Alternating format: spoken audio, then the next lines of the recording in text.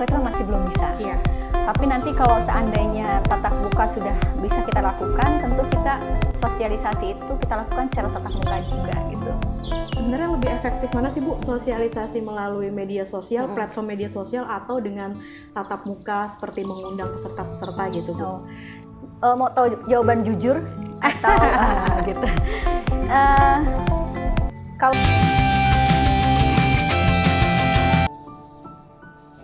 Halo sahabat Bawaslu, jumpa lagi dalam program Bonsai, ngobrol santai Bawaslu Kota Administrasi Jakarta Timur.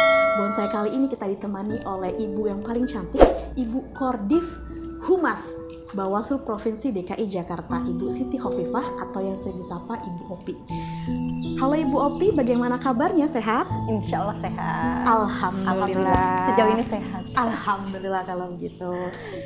Jadi pada siang hari ini Bu Opi kita akan berbincang mengenai tentang persiapan Humas Bawaslu DKI Jakarta dalam menghadapi pemilu serentak tahun 2024 Bu Opi. Oke. Ya, Bu Opi kita mulai saja nih ya bincang-bincang santai kita pada siang hari ini.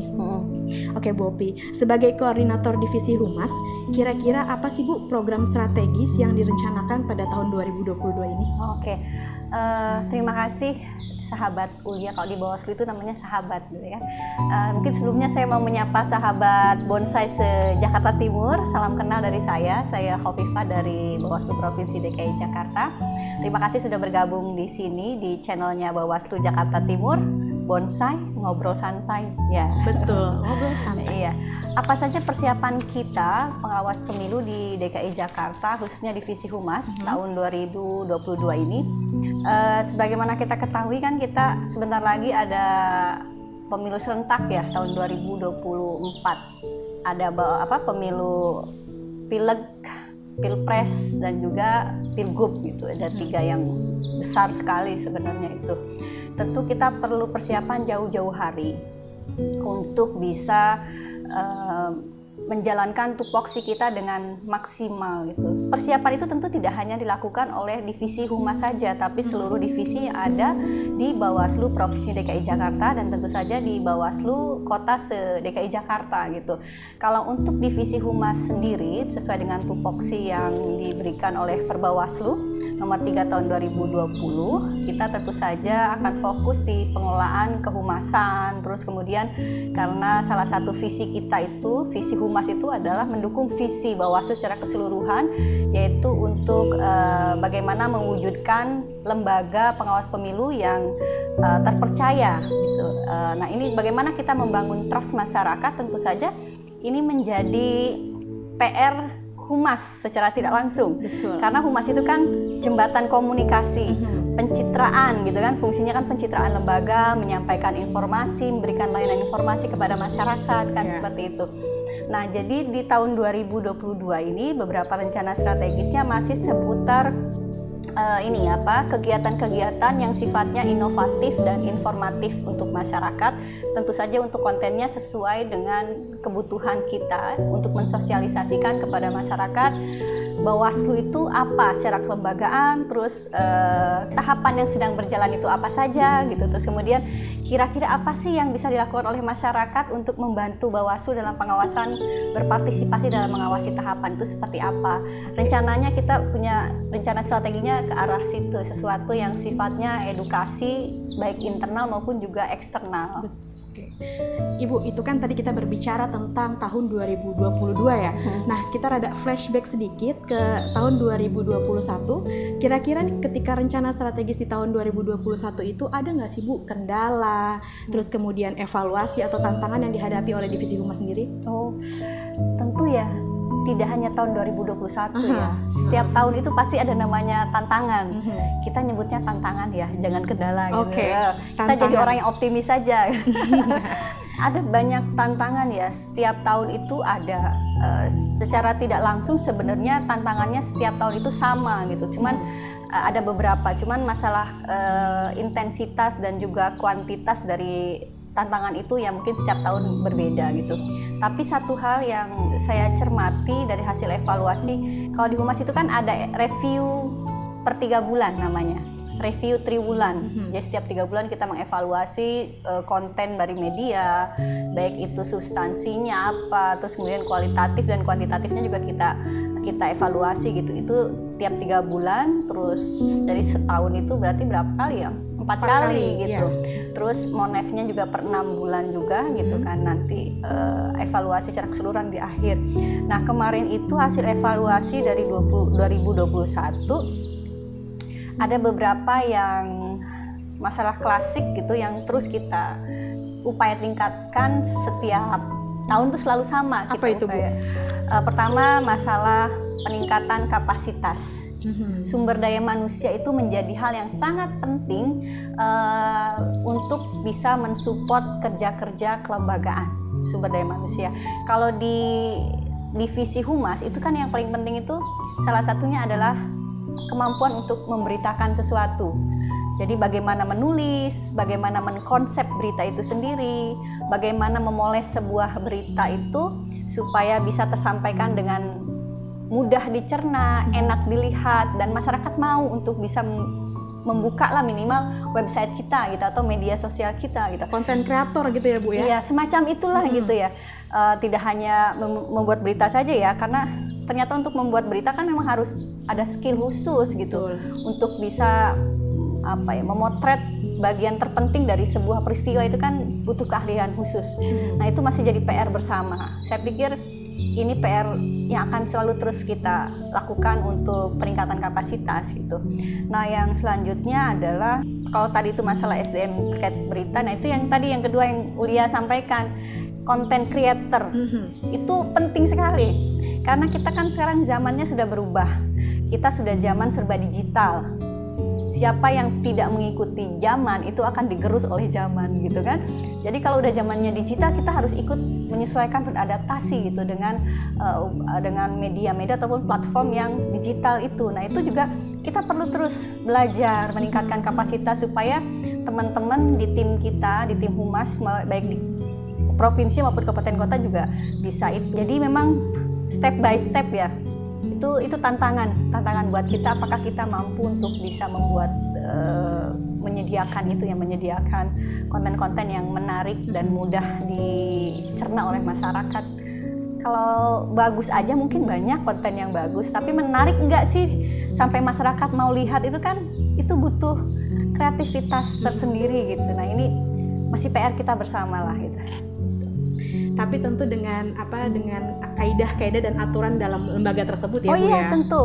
Jadi perlu disampaikan juga mungkin ke masyarakat, kalau di Bawaslu itu kan sebagai sebuah lembaga negara, kita itu terikat dengan regulasi. Di dalam regulasi kami sebagai lembaga publik, nah ini fungsi humas itu adalah memberikan informasi dan layanan publik yang maksimal. Cuman kita harus menggarisbawahi, termasuk ini nanti kita sampaikan ke teman-teman di tim humas juga, sebenarnya mereka sudah pada tahu juga. Tidak semua informasi itu kan bisa kita sampaikan secara serta-merta misalnya. Jadi informasi itu kan jenisnya banyak, ada yang bisa serta-merta, tapi ada juga yang dikecualikan. Nah untuk yang dikecualikan itu kita mungkin perlu juga edukasi lagi untuk baik internal kita maupun masyarakat gitu. Baik Bu, kemudian ini ada pertanyaan terkait dengan humas dan pengawasan Bu. Nah, apakah kinerja kehumasan di dalam lembaga Bawaslu itu berpengaruh terhadap pengawasan dan penanganan pelanggaran yang ada di Bawaslu sendiri Bu?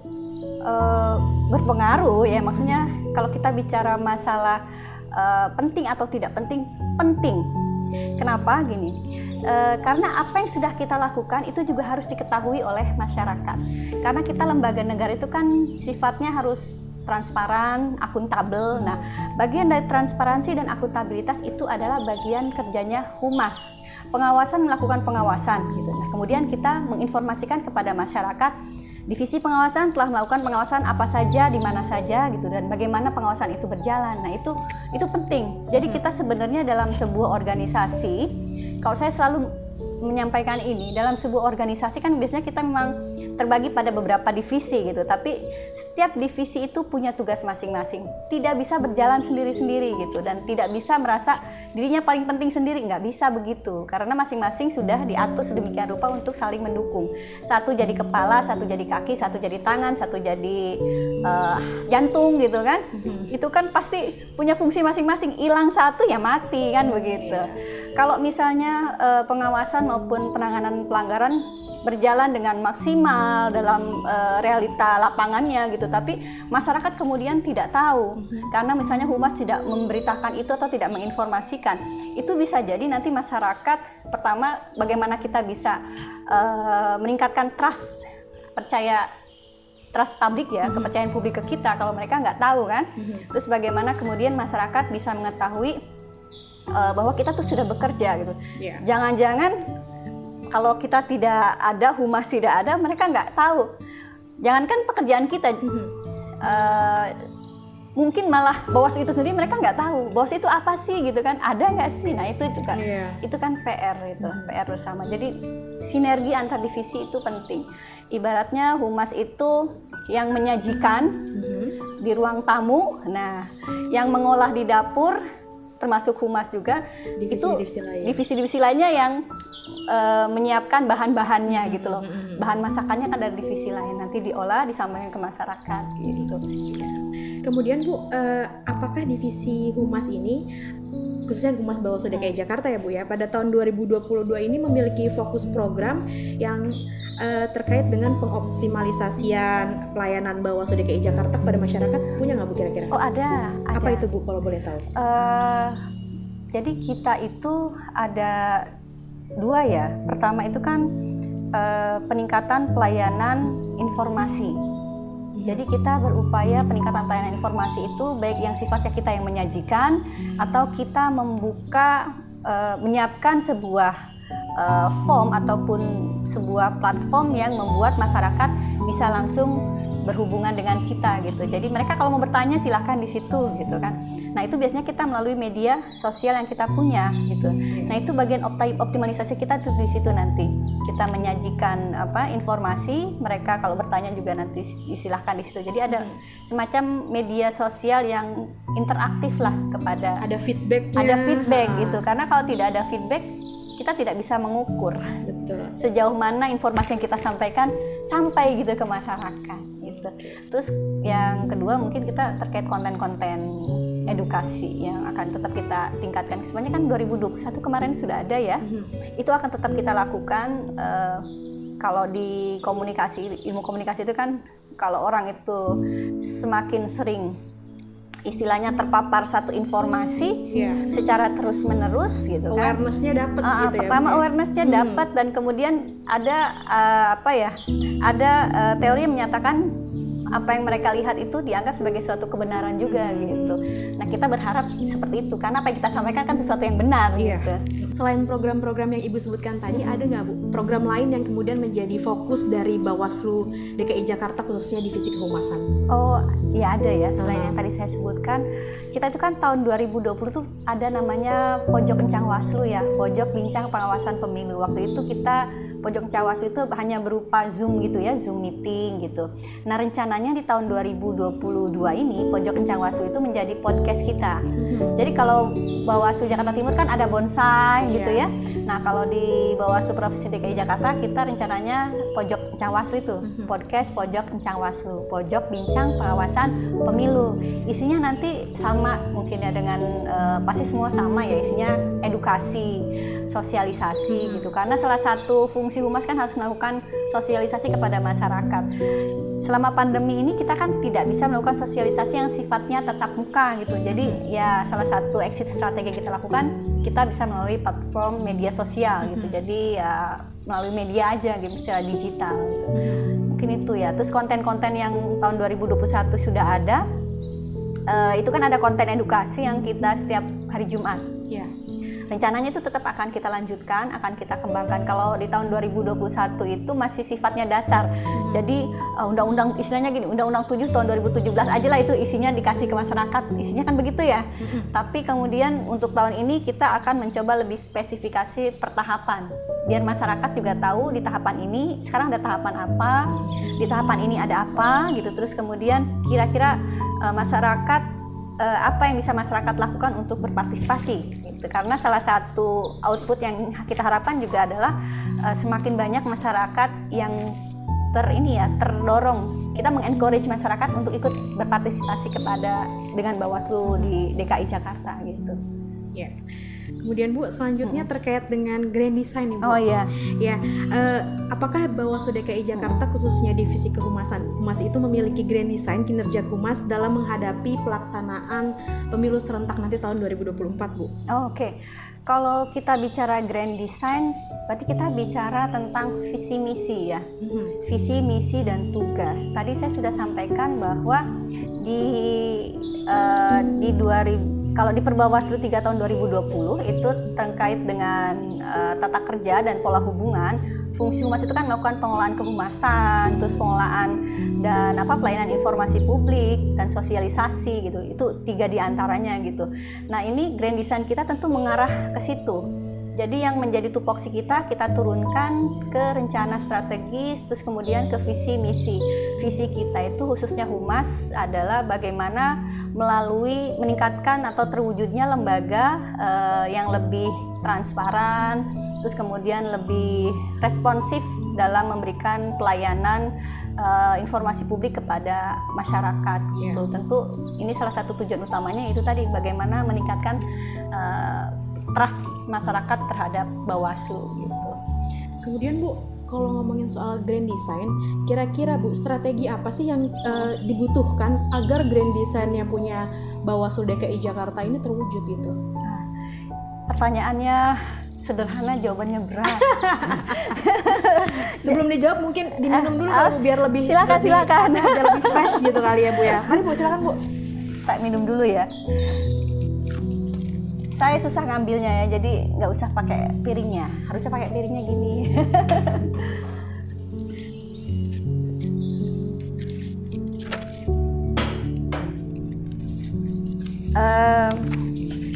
Apa tadi tantangan apa namanya? Strategi. Untuk Strategi. mewujudkan grand design Bu. Strateginya strategi itu bisa kita identifikasi pada saat kita sudah mengidentifikasi kebutuhan kita apa, tujuan kita apa gitu kan, terus tantangan kita apa. SWOT analisis gitu ya. Iya, SWOT analisis lah gitu. Kan tadi kita sudah sudah mengidentifikasi visi kita itu kan meningkatkan kualitas dan kuantitas pemberitaan, pelayanan informasi publik gitu kan. Terus kemudian tantangannya tadi udah disampaikan gitu ya, masalah SDM harus begini gitu kan. Jadi ya strateginya ya salah satunya adalah melakukan peningkatan kapasitas terhadap semua yang menjadi tantangan kita bersama itu gitu. Terus kita nggak bisa luput dari tupoksi yang tadi saya sampaikan di regulasi yang menjadi pegangan kita itu. Kita memang harus kalau ke internal kita kan berarti harus meningkatkan kualitas SDM kita, itu pertama. Terus SDM itu tidak akan berjalan terlalu maksimal kalau tidak ada sarana prasarana misalnya gitu. Nah ini tantangan kami semua ya, sarana prasarana itu gitu. Tapi bagaimana kita kemudian dengan sarana dan prasarana yang masih minim, kita bisa mendapatkan output yang maksimal gitu lah ya, dengan kreativitas kita. Karena kreativitas itu kan bisa mengalahkan sesuatu yang sifatnya materi yang kelihatan gitu kan. Ya dalam hal ini sarana prasarana itu. Nah kalau untuk SDM-nya yaitu tadi peningkatan kapasitasnya, pelatihan.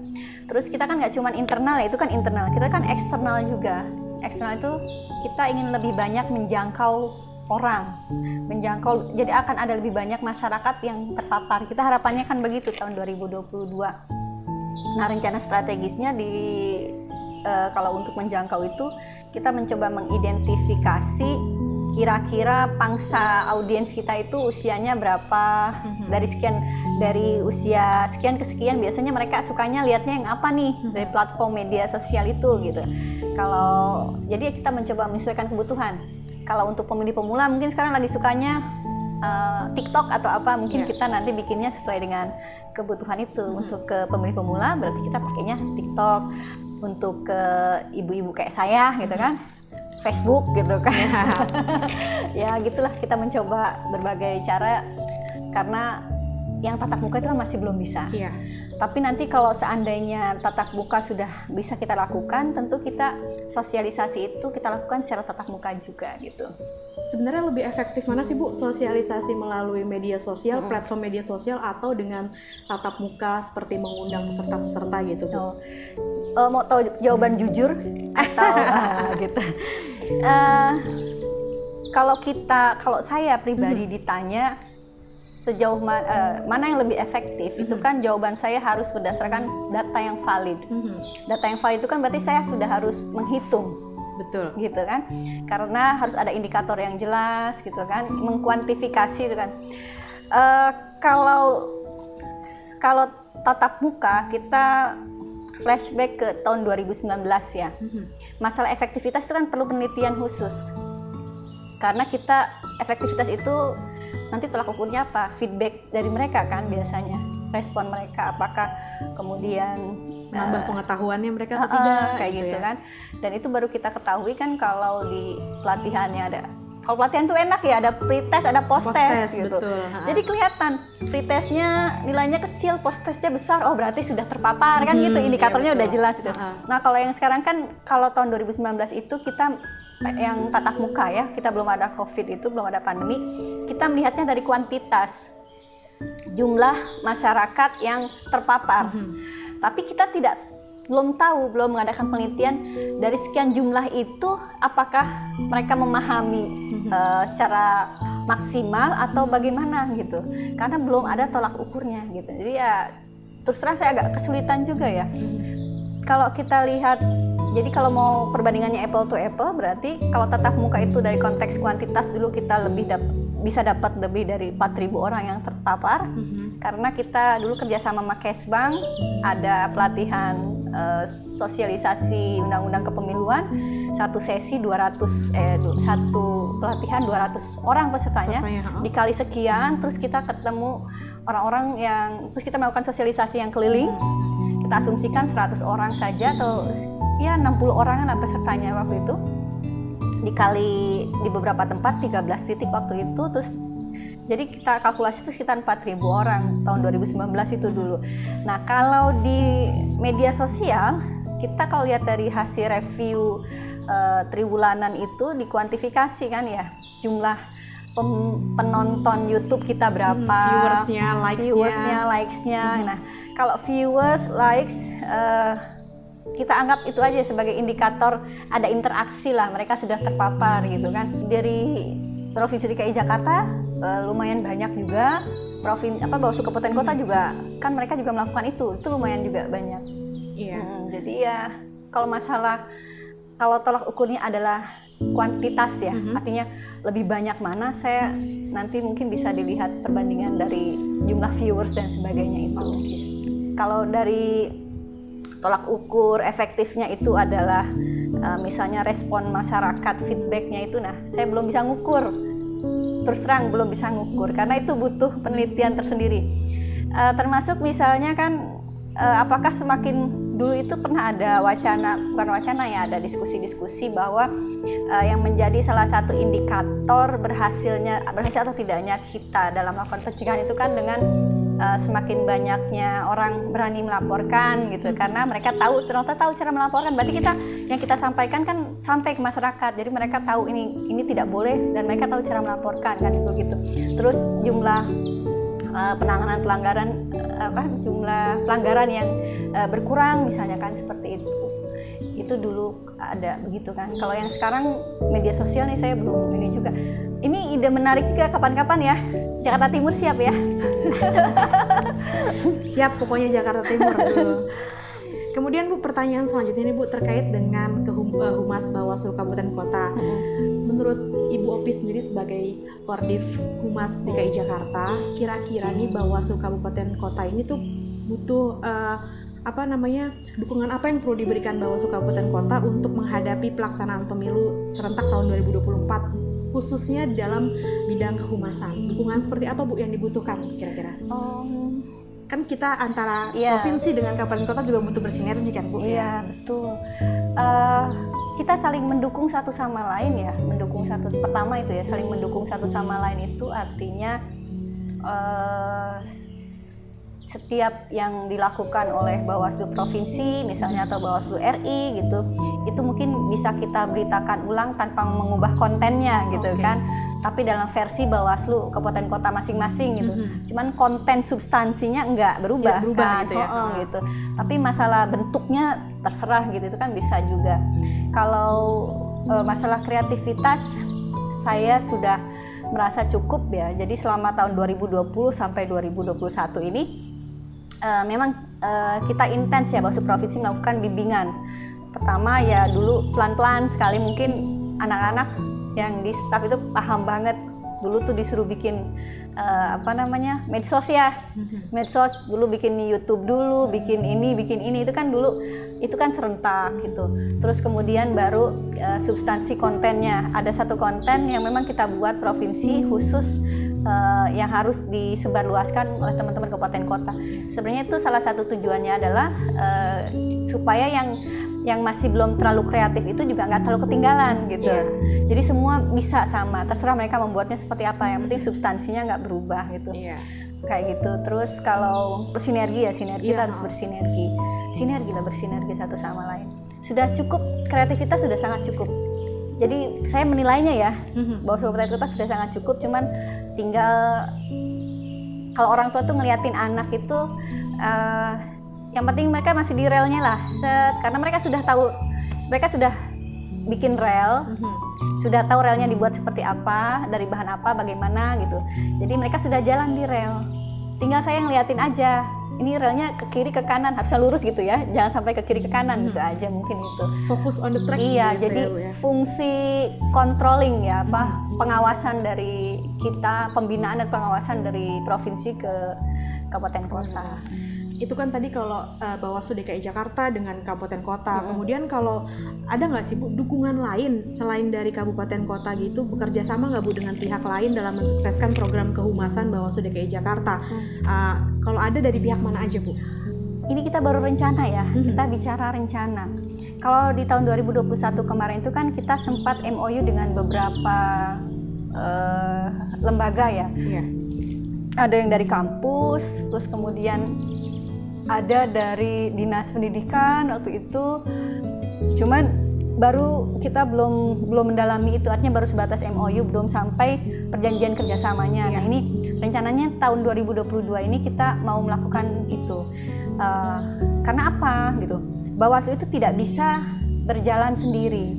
Kita harus bersinergi dengan beberapa pihak yang dalam artian mereka punya kewenangannya. Jadi kita juga kan Bawaslu kan dibatasi kewenangan kan.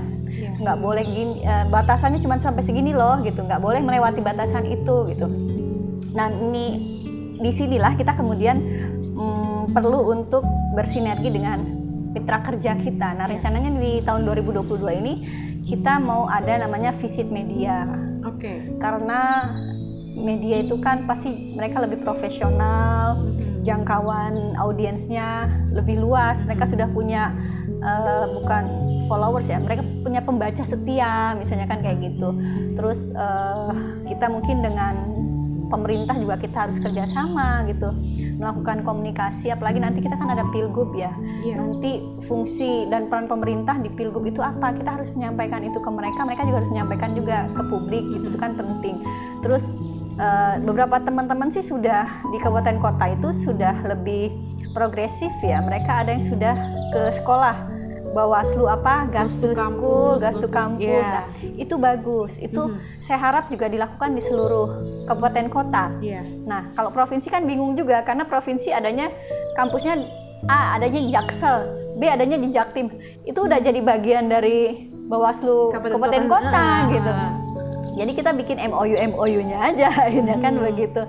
Nah, itu juga penting karena mahasiswa juga sebagai pemilih pemula perlu sekali nggak cuma pemula ya, perlu banget memang mereka itu jadi mitra kita, biar mereka itu mereka kan anak-anak mahasiswa biasanya idealisme masih sangat tinggi, Iya. gitu kan. Kalau masih sangat tinggi itu kita punya klik yang sama lah gitu. Artinya demokrasi itu harus diselenggarakan seperti apa, penyelenggaraan pemilunya harus seperti apa, bagaimana gitu. Mereka bisalah kita ajak bersama-sama, minimal untuk diri mereka sendiri tahu, sehingga mereka tercegah dari hal-hal yang diduga pelanggaran kan kayak gitu. Nanti mungkin kita ke ormas juga.